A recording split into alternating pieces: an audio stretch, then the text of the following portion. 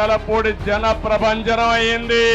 ఈ సభ చూసిన తర్వాత నిశ్చింతగా చెబుతున్నా, గెలుపు మంది.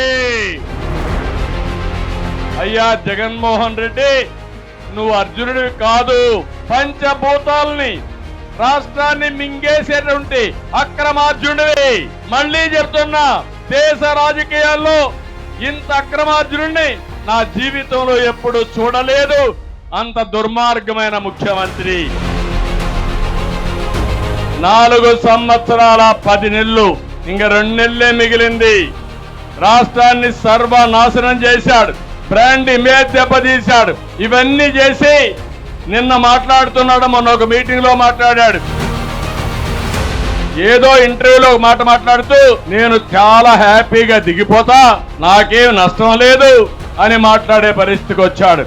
నేను ఒకటే చెప్తున్నా, మీరు దిగిపోవడం కాదు, మిమ్మల్ని ఇంటికి పంపేయడానికి ప్రజలు సిద్ధంగా ఉన్నారు. చింతలపూడి సభ ద్వారా పిలిపిస్తున్నా, 175 సీట్లకు 175 గెలవాలి. పులివెందలు కూడా గెలవాలి. కదలిరా కదలిరా